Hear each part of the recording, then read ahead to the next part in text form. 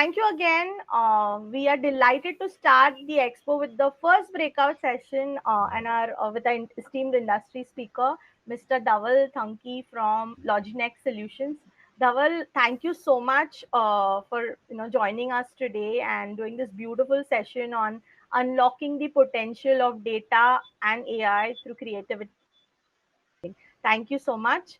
So, before he begins, let me take a few moments to introduce him. So, Dhaval completed his bachelor's in engineering from Ramrao Adik Institute of Technology, and then he went to complete his MMS in marketing from KJ Somaya Institute of Management Studies and Research. Dhaval has over 17 years of experience, and he has worked with companies like BRC, Wipro, CNBC TV 18, and many, many more. Further on, Dhaval moved on to become an entrepreneur, and he started not one but two successful companies, the Contest Interactive Solutions and GapMob. Right? He was hunted by Cartesian Consulting, and he joined them as a director. So Cartesian Consulting is a global consulting and data analytics firm that basically specializes in artificial intelligence, machine learning, and data sciences. So currently, Dhaval is the vice president for APAC, Middle East, and Africa for Loginext. Loginext is the world's number one AI-powered transportation automation platform. Okay, it's one of the most fastest and exciting SaaS companies in the world. So Dhaval, thank you so much for joining us. I have to mention here that he also recently published an ebook. It's on Google. It's called Think, Do, Be. And Think, Do, Be is a collection of all his learnings and perspectives from some of the great visionaries. So Dhaval, it's great to have you here, and thank you for making time for this session. Over to you. Thank you. Thanks. Glorious introduction. I think we'll just dive into the session. Good morning, all of you. It's a pleasure to be here and looking forward to having this interactive conversation with you guys over the next 30 minutes. It's always fun to talk about science and technology and engineering and mathematics, right? We all love science, isn't it? And what I'm going to do is I'm going to share whatever I can in the next 30 minutes in this area of AI, creativity, storytelling, and so on, so that you guys can pick up some learning, some perspectives that can help you in your respective journeys from here on, right? Okay, so let me set a little bit of a context here for this conversation, right? I mean, we're all in science in some shape and form, engineering, mathematics. These are things that we love, right? And why are these things so profound and so important today more than ever, probably, right? That's because look at the top 5 companies in the world today, right? Which are the top 5 companies in the world today? All of you know that, right? Google, Microsoft, Facebook, and Tesla, perhaps, right? Google, Microsoft, Facebook, Amazon, and Apple and Tesla. These are the 5-6 companies, right? So what is common between these 5 companies? What's common between Google, Microsoft, Apple, Facebook, and Amazon? What's common between them? What's really common is none of these companies were in the top 5 companies maybe 15 years back, 10 years back, right? They all made it to the top in the last 10, 15 years. And these last 15 years have been dramatic in terms of science and technology innovations all across the globe. And the other thing that's interesting about these 5 companies, which is important to note, is these 5 companies need each other to exist. Google cannot exist without Apple, right? If there's no iPhone, where are you going to be accessing Google Apps from? Microsoft, where are you going to be accessing Google Apps from, right? So Google cannot exist without Microsoft. Microsoft cannot exist without Google. Apple cannot exist without Google, because the top consumed apps on iPhone are Gmail, YouTube, and so on, right? So they all need each other. It's probably more incredibly collaborative ecosystem now than it ever was, right? So all of these great companies, they need each other. And just to put things into perspective, all of these top 5 companies today combined are bigger than all the private companies on the planet put together.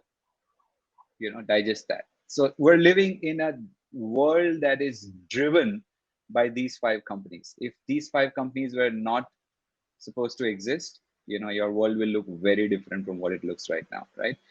And what's the other common thing that connects these 5 companies? These are all engineering science companies. These are science and technology companies, and they are all connected by this wonderful magical phenomenon that we call the internet, right? And internet has democratized technology for everyone. It has made technology accessible, available to everyone. And that's why we see these meteoric rise in companies today, growing relentlessly and faster than ever with zero entry barriers, so to speak, right? You all know the story of Instagram, right? Instagram was acquired by Facebook about, I think, 10, 12 years back at a valuation of 1 billion US dollars, right? What was Instagram? It was just a photo sharing app. Yeah. The team size of Instagram when it was acquired was roughly around 25 people, and it got acquired for 1 billion USD. Just to put that example into perspective, around the same time, Ducati, the legendary bike maker brand, right, was acquired by Volkswagen for the exact same amount, 1 billion US dollars. Now, Ducati is a 100-year-old brand with a lot of factories, capital expenditure, distributor networks, cult following, market. So much has been invested in the brand Ducati for making it what it is, and therefore it has a valuation of 1 billion US dollars over a period of 100 years of existence.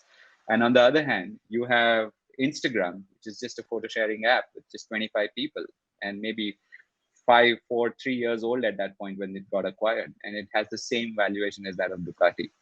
These are the times that we live in. This is the power of science. This is the power of technology, and this is the power of the internet in democratizing technology. Today, anybody with a laptop, an internet connection, and a mobile phone can start a company, and that company can be valued in billions of dollars in just a couple of years. Scary, right? Interesting and scary. But let's look at the good side of it, right? That's the potential that we guys are lucky to be a part of, especially you guys who are, sort of doing an engineering right now. You're working on, projects. This is a good time for you guys to work on a side hustle, to work on a side project, do something of your own, build a product, build a model, build something that you are passionate about, solve some problems in the world by applying technology to it. And who knows, that could be the next big thing out there. And not just for the sake of making it big from a business standpoint, more for the sake of the joy of building something, the joy of applying science to the real world, the joy of creating value in the ecosystem. It's something that you can really not quantify or put it in words, but this is the right time for all of us who are passionate about science and technology to apply our learnings and to work on things that give you that sort of a validation and high of creating something, right? So I just wanted to set that perspective for all of you, so that you realize the power that you are all sitting on, and unlock it with your creativity and do something that you are proud of doing, right? So that's the quick context. In this context, just to throw one more number at you, just to again, give you the intensity of the data age that we're living in, right? Eric Schmidt, who was the CEO of Google back in 2004, he made a statement in 2004, right? He said the amount of data that we created as a species on the planet, right? The amount of data that was created from the beginning of time up to 2004 is the amount of data that we're creating every 48 hours today. And this is 2004. Maybe we're now doing it faster. But just digest the intensity of this statement. The amount of data that we created since the beginning of time till 2004 is the amount of data that we're creating every 48 hours now. That gives you the idea of why we call this an information or a data age, why we say that data is the new oil, data is the new competitive advantage, data is everything. That's because of this reason, right? And that's really what I wanted to talk about. Like, how do you really unlock the potential of data? How do you really unlock? And there are, you got good ways of doing it, you got bad ways of doing it, you got mediocre ways of doing it. Everyone approaches data with a very different mindset, with a very different objective, with a very different intent. And it's important to understand the power that we have today with all the data, right? Like the great legendary Spider-Man quote, right? With great power comes great responsibility. So it's very important for individuals and organizations to use data responsibly. You should not be misusing data. You should be using it in any wrong way. But if you use it in the right way, it can create disruption, that can create symbiotic, harmonious value for everyone, for the consumers, for businesses, for everybody out there. That's again important to understand that you should make the right use of data and therefore, create things which work and which are beneficial to everybody. Now, I have a few slides which I wanted to show you guys, just for fun. I want to make this conversation a little more fun and, less academic, right? So that you guys get something meaningful out of this conversation. So I'm going to share my slide here quickly.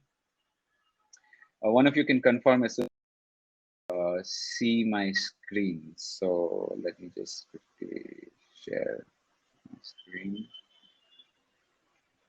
Okay, can you all see my screen?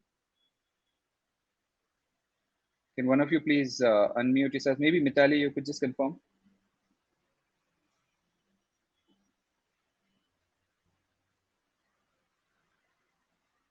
Okay, I guess, yes, you can. Okay, cool, great, super.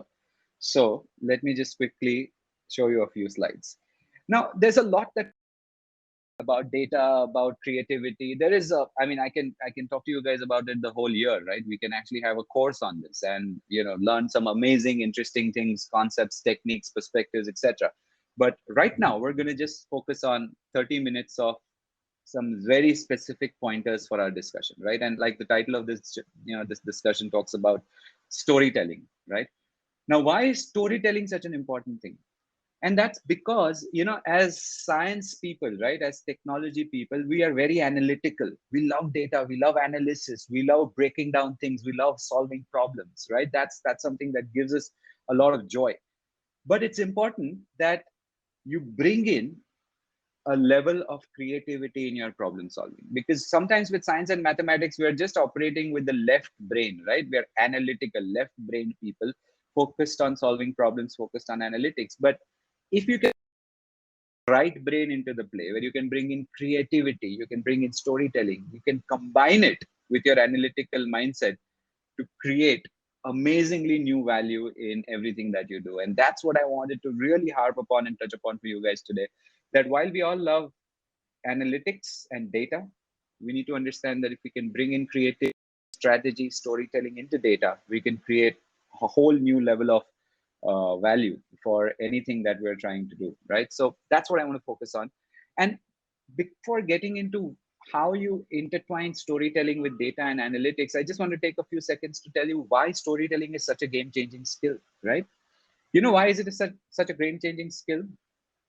Because the only thing that separates us from any other species on the planet is our ability to tell stories. Storytelling has put us on the top of the food chain. Remember that. We are incredibly creative storytelling species. No other species can communicate or tell stories like we tell. And stories, think about it. Just take a step back and think about all the stories we've told each other, all the stories that we tell the world, all the stories that the world is telling us, right? Some of these stories drive our daily lives. Some of these stories give meaning to our existence. And that's what allows us to do what we do. What are some of the popular stories? For example, money. Money is a story. Think about it. It's a story that we've invented. Okay. Countries are stories. Okay. There is no United States of America or India or Australia or Botswana or Guatemala on the planet. These are stories we've invented. When you're flying in an airplane and you look down, right? What do you see? You just see land and water. Okay. There is no USA, there is no India, there's no China, there's no Japan. These are stories that we've created, and for good reasons, by the way. Okay. For good reasons. But you have to understand that level of reality, because these stories drive emotions. Okay. And once you create a story, that story will create an emotion. That emotion will create an action, and that action will create data, and the data will create more stories. That's the circle that's always in motion. So this is where we come from. This is who we are. This is what we do. This is what has caused us to evolve faster than any other species on the planet. And this is what has put us on top of the food chain. And that's why we've got to leverage this skill in the context of data. We are not going to talk about general storytelling today. We're going to talk about storytelling using data. But I wanted to give you that perspective about how we as a species are storytelling individuals, right? And if you want to know more about it, read this latest bestseller from Yuval Noah Harari called The Sapiens, right? He talks a lot about these stories that we've created, like money, Wall Street, technology, countries. All of this is very nicely elaborated on that book. So I'll, sort of give you guys that little pointer if you haven't read that book yet. Okay. Why is it important to tell stories using data, right? Because today there's like a ton of data out there, and I'm not going to spend more time on this, but I just want to say one thing, that today everything is democratic. The world is open to technology. You can build an Instagram in 10 days. Five of you can get together. In 10 days, you can build a photo sharing app. In 15 days, you can build a social network. In 30 days, you can build a search engine. Everything is out there. You've got GitHub, you've got open source. All the code is out there on the internet. You just need to ask the right questions. All the answers are there. You just need to ask questions and you'll be able to do what you have to do. And that's why storytelling is absolutely critical and important for everyone to be able to ask the right questions and to be able to solve the right problems, right? So that's essentially what I wanted to sort of talk about. And that's exactly why you need storytelling using data. And I'm going to give you a very simple example to illustrate this point. But before giving you that example, let me show you this thing called as the circle of data. If you remember, I just about a few seconds back, I spoke about this thing, right? Basically means narrative, is so important because narrative is what drives emotion. Emotion is what drives decisions. Decision is what drives actions. Actions is what create more data can help you build better narratives. And to give you a very simple example of this in the real world, I'll show you this. What is this? I am actually a big football fan as well, in addition to other things. So I play this fantasy Premier League, right? Most of you would know Premier League is the largest football league in England, and lots of great teams compete in this league, and I follow that very closely. And because I'm interested in data and I'm interested in football, the best thing for me is to play the fantasy Premier League 11 kind of a thing, right? Just to give you a loose reference. You can build your own teams and your teams will earn points based on the performance of the actual teams on the ground and so on and so forth, right? So I play this fantasy Premier League, and in my first week of playing, my rank at the end of the first week was 79,000. Now I get an email from them. Now based on 79,000 because they did based on the points I earned and everything, and they said, okay, the rank is 79,000. Now, based on data, they could have just sent me an email saying, hey, Dhaval, your rank for the week is 79,000. But that data would not have made me feel great about it, right? What if somebody tells you that, hey, your rank is 79,000?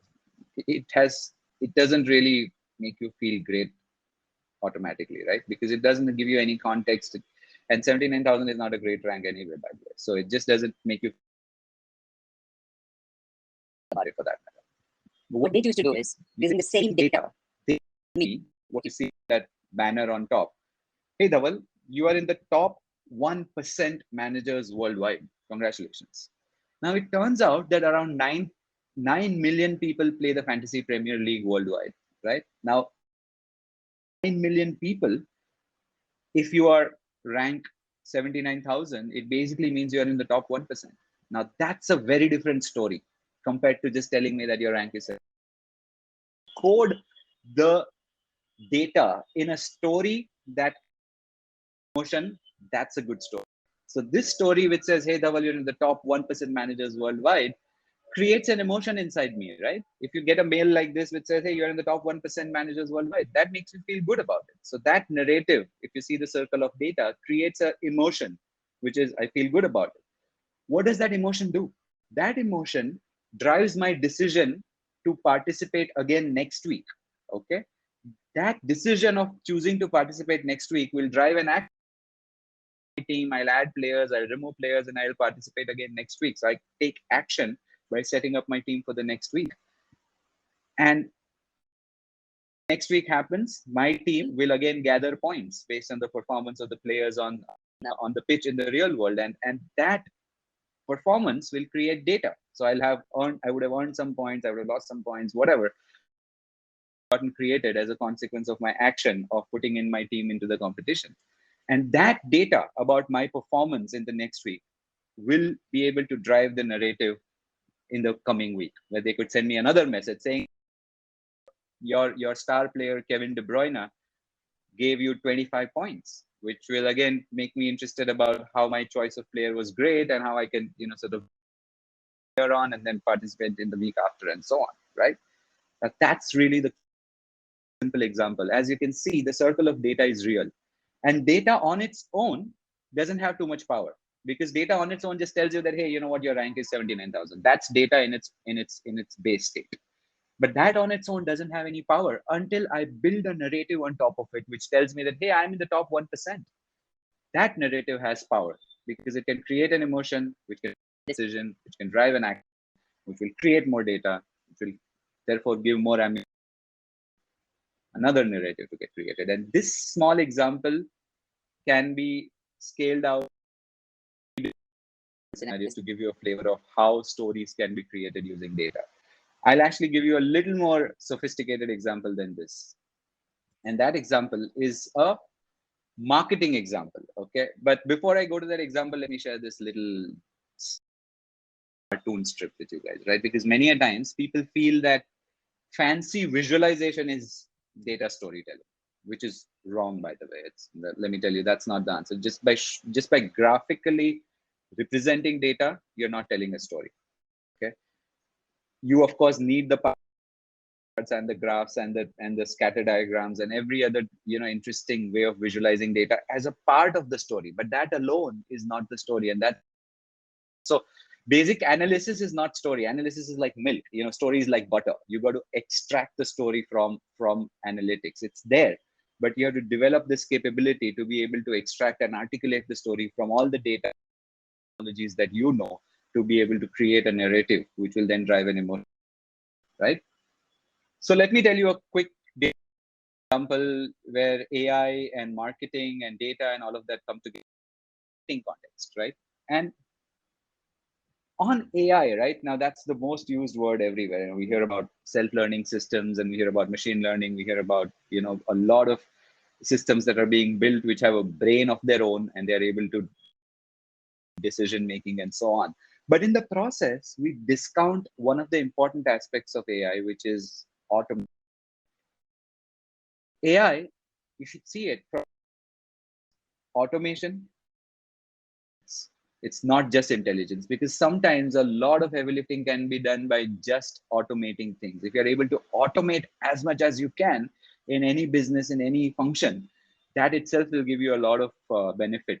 In addition to, of course, then you can apply the intelligence. A lot of people are obsessed by intelligence and they don't pay the necessary attention to automation. You're trying to solve the complex problem before solving the easy problem. And it's always good to solve the easy problem, because when you solve the easy problem, it will put you at a better mental state to be able to solve the complex problem better, right? And that's why automation is important to solve for before you jump at intelligence. And I'll give you an example. Look at an example of a marketing data story. Let's say, Nike emails, just compare the left side of an email to the right side of the email. What's the left side of an email? It's both these emails, by the way, are emails or any form of marketing communication. But the point I'm trying to make is both these communications are driven by data. Even the left side, where you see those two shoes and with this offer saying 20% off on Nike shoes, direct, straight, hard-hitting communication. Why does it send you this message? Because they know that you like Nike shoes. You might buy, based on your historical information, your past buying behavior. Let's say Shopper Stop is sending you this message. So they have historical data. They know what you purchased in the past, and basis that they know that you're likely to buy Nike. And today most brands do this communication where they'll say, hey, 20%, because they know that you're likely to buy this. Somebody else will get 50% off on tennis rackets. Somebody will get 30% off on what they think is going to work for that segment of customers. So everybody is doing that segment level targeting and so on. But nobody is telling effective stories. Maybe some of them are, but not as broadly as one would like. And that's exactly what the right side communication is. If you see the right side communication, is telling you a story. It's to buy percent off. It is engaging with you. It is telling you a story. What is the story it is telling you? It's, as you know, the Mumbai Marathon is just about 2 weeks away. You might want to check out our new Nike N900 range. We think you'll like them. It's built for runners like you who appreciate a comfortable grip and the peppier stride. And if you buy them today, we'll throw in a 10% off for you, plus a pair of Nike socks for free. Digest this. This entire narrative is coming from a lot of data and coming from a lot of analytics. If you look under the hood of this communication, there is a lot of heavy lifting going on, right? And let me show you what the heavy lifting is. They know, if you look at the left side of it, they know that you are somebody. How do they know that you are a runner? Because you have products that actually is that you are a runner. They know your offer sensitivity is medium. You are not a very offer sensitive. Is going to buy whenever there's an offer. You'll buy if you find the right product and you're okay to pay for the price of the product. So they know that. They know your color preference is blue. Interesting. They know that your event sensitivity is high, which means you would have probably run the Mumbai Marathon last time around, and they know that. Okay, how do they know that? We'll come to that. They also know that your brand preference is Nike, and they know that comfortable are things that you will appreciate in a shoe. Now, how do they know these things? Because there's happening at the back, right? And most of you who are obsessed with analytics, done some research around it, you know that these are all interesting techniques. There is a technique called as preference vector creation. Create a preference vector for every customer to extract their preferences, color preferences, their size preferences, their style preferences, their type of purchase preferences, and so on, based on historical data again, right? So you've been able to extract that this person's color, and that's why you're showing him a blue Nike shoe, a random shoe image. There's a very careful thought that has gone behind showing this blue image instead of showing a generic image, as you saw in the earlier slide where you were just showing two random Nike shoes out there, standard image for it. That won't cut it because this guy would appreciate a blue shoe. So you're showing him a blue shoe there, right? His event sensitivity is high because you built a regression model. You can today build predict logistic regression, random forest. There are many techniques, but you can build a predictive model that will give you the sensitivities for different things for different customers. So this person's events high, it basically means he's likely to purchase products around specific events. And in this case, Mumbai Marathon, which is also available for you from a calendar, right? So you consume the calendar data, you consumed all the historical information about this person's transaction behavior, and you're able to understand that this person's event sensitivity is high. So my to him just before the Mumbai Marathon. Similarly, same preference vector approach will give you identification of the fact that this person brand. And what you see down below is UBCF, which is where you're saying shoes proposition is comfortable grip and good stride. Now, what is UBCF? UBCF is a technique-based collaborative filtering, right? What is user-based collaborative filtering? It basically means customers who you can put in a cluster based on lookalike analysis. They have similar behavioral traits. Okay, they have similar profile traits. So you bunch them together, and then you learn from other customers and apply that learning to a given customer. So what you've learned from other customers like Rahul is that they appreciate comfortable grip and good stride in their shoes, and therefore you are extrapolating, and with reasonable amount of accuracy, you can say that Rahul also would appreciate and a good stride. And that's why you're talking about that in your story, because that is something you've derived and extracted from data using user-based collaborative filtering, and you're able to communicate that to the user. You're also throwing in an offer, which is a Nike socks free, right? Now, why Nike socks? Because that's the next best product you can offer to them. That's coming in from IBCF. What's IBCF? It's filtering. Classic example is Amazon, right? It tells you people who bought this also bought this. It basically leverages relationships between products and therefore recommends products to customers. In this case, of course, shoe and socks have a very Therefore, IBCF, which is item-based collaborative filtering, is recommending the Nike socks option as a freebie to throw in to get this transaction. And then again, offer sensitivity is medium. So you're throwing off. For somebody whose offer sensitivity is high, you'll throw in a 20% off. But you with the offers that you're throwing out. You don't want to give blanket offers to people. You don't want to do carpet bombing. You want to be very precision focused. And in this case, this customer has medium offer sensitivity, so I'm going to throw in 10%. If this customer would have had zero offer sensitivity, I wouldn't have given him an offer at all, because he doesn't need an offer to make a transaction, right? And then of course, all of this comes together to build this story, right? And the idea is, this is automation, complete automation. There is no person of this. Today, you have marketing automation systems, you have AI-driven algorithms, you have AI-driven hyper-personalization platforms, which allow you to target customers using all these interesting data pointers, and it connects the dots, brings it all together, and creates marketing campaigns for you at scale.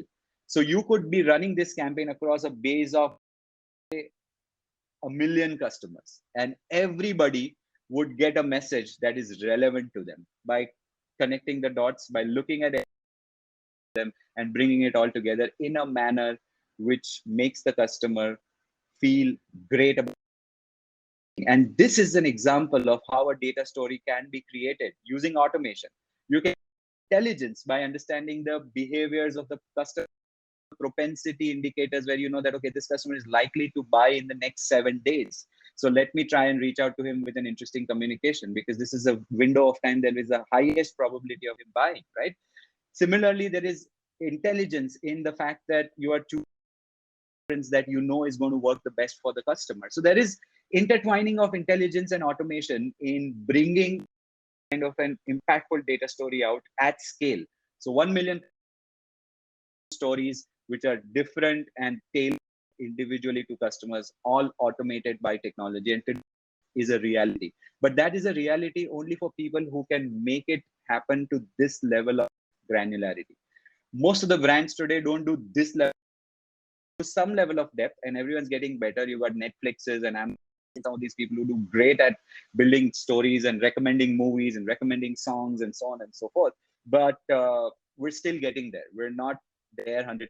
And if one is able to bring in creativity along with analytics and bring in right brain and left brain both into this, to build stories using data, stories that will engage the customer, and stories that will eventually help you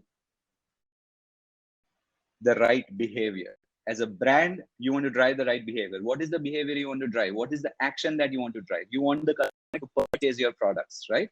And the only way you're going to be able to help them purchase the product is by building a great story, which will create good emotion in them, which will help them take the decision to buy the product, which will get them to actually buy the product. And when they buy the product, they'll create more data, which will help you build better narratives going forward. And the circle of data goes on and on and on, and it creates profit, business impact, customer satisfaction. It ticks boxes and creates a win-win for everyone. I would want to just end this conversation before sort of ending it. I just want to say one more quick thing and that one quick thing is the whole idea of analytics and creativity is driven by your passion for science and your passion for technology and your passion for solving problems. The only note that I would want to leave you guys with is, try to do your best in whatever it is that you try to do. Okay. And today there is enough opportunity out there for all of you. If you're able to do the best in whatever it is that you're passionate about, you can really make an impact like no one. So with that, I would close my session and open it up for questions if any of you want to throw any questions at me. And also, just before I close, so if there are questions that we're not able to address today here, you could drop me a message on LinkedIn and I can respond to your questions online. Having said that, I conclude this session. Mitali. Thank you so much, Dhaval. I think it was a beautiful session. Thank you so much. Thank you so much for throwing light on different areas in this field. And I think students are hooked on. Like we still have like almost 70, 80 students who are on the session. So thank you so much, guys. As Dhaval said, if you have any specific questions for him, we're still going to keep the session open for another 5 minutes. So do drop them in the chat box so Dhaval can answer it for you. Thank you. We'll just wait for a minute perhaps, and if we don't see any specific questions, then maybe we can call it Yeah. a day. But I think Yeah. all the other questions that came before, did you deal with them while you were talking? No, I Okay, didn't. okay, Okay. okay. Let me just go through and see if there is something that I can read out to you. Give me a minute.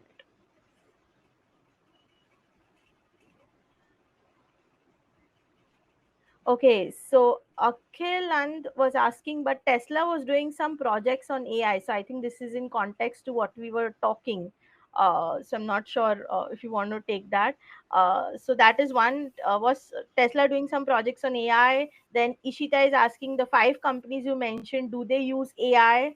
So I think more questions are about the companies who are using a lot of AI. Yeah, of course. I'll take that question quickly. Sure. Yeah, I mean, all of these companies are using AI, right? And AI doesn't mean, Terminator kind of an AI. You're not talking about building a humanoid or a robot which will start walking and doing things. This is not about Matrix. This is not about, you know, over the mankind, right? That is still a long, long time away.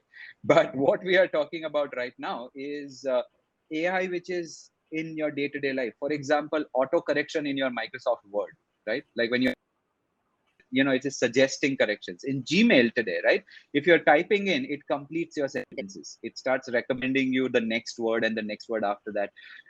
It in fact even recommends responses. If you get an email from somebody, there are 3 or 4 responses below which are available for you, which you can just tap on, and it can just create an automatic response for you. Things like, hey, count me in, or I'll reply later. It's How does it know all of this? How does it all these answers that are relevant for that email that you've received? Because that is all artificial intelligence. They are processing that information and they're giving you suggestions.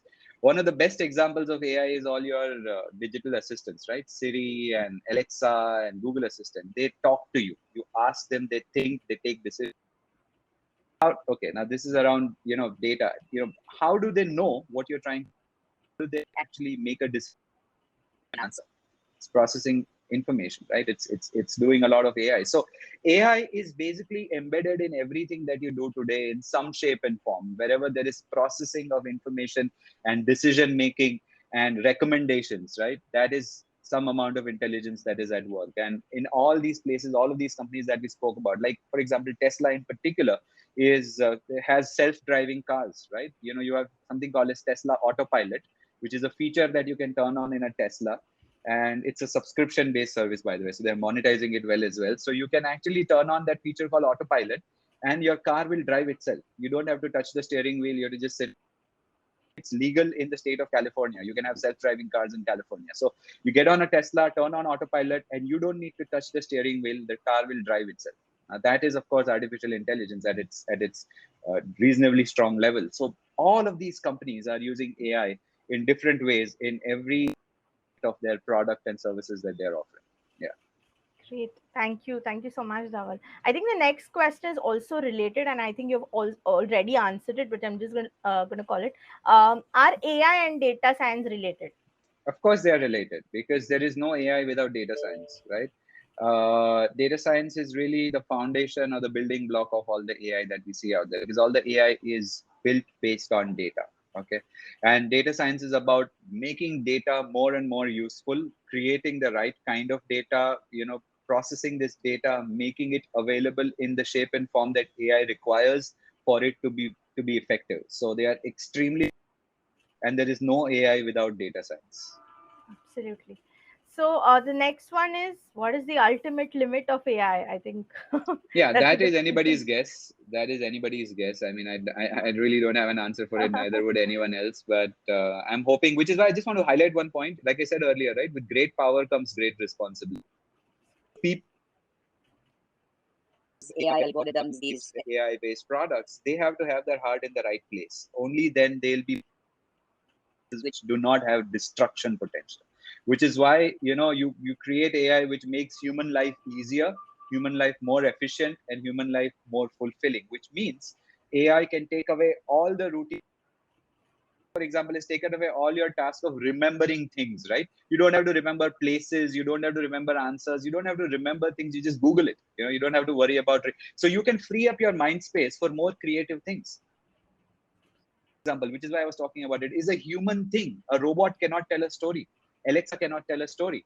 Google cannot tell a story. I mean, they can read a story, of course, and recall it from memory, but they cannot create a story. None of these AIs can create a story.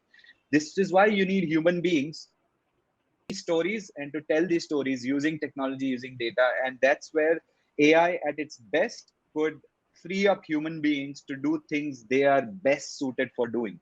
And that, I think, is a logical way of saying what AI can estimation in terms of what it can eventually potentially do at its best. Yeah. Beautifully put up, Dhaval. I think we're almost like 11:15. So I'm just going to take a last one, and I think most of it is asking things like, are biotech and AI related? So I think is what is the future of retail, AI in retail? So I think maybe you'd like to shed some I'll light on just that. Yeah, I'll just give a comprehensive, like a very high level answer to connect all of these pointers. And like I said, I'm on LinkedIn. You can search for me, Dhaval Thanki, on LinkedIn. You can drop me messages and I can reply to your questions if we run out of time here. But just a quick answer to some of those open questions. What's the future of retail, AI in retail, or are biotech and AI related? One important point for today's age and time is everything is connected. Is connected. We live in a hyper connected world, okay? And we live in ecosystems. We no longer live in silos, okay? So everything is connected to each other, which is where I was talking about Google, Microsoft, Amazon, Apple, Facebook. It's an ecosystem. They all play out of each other.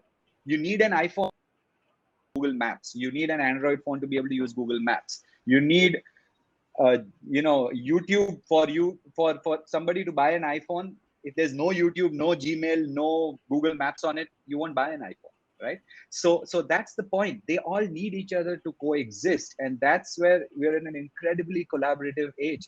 Everyone is playing technologies, talk to each other, they need each other, and as they say, right, we are able to see this far because we're standing on the shoulders of giants, right? It's really that there is a foundational work that has happened where now we are open for such great collaboration that the sum is greater than the total of parts. Okay, Google plus Apple is much bigger than Google and Apple alone. Google plus Apple plus Microsoft is Apple or Microsoft in isolation, right? And these are just placeholder examples for everything. Today, if you talk about retail as well, you have point of sale systems, you have marketing automation systems, you have barcode scanning systems, you have visual data capture systems. You've got cameras which are constantly capturing and navigation information inside the store. In fact, Philips has come up with a solution, smart solution, where you've got light cameras inside the store.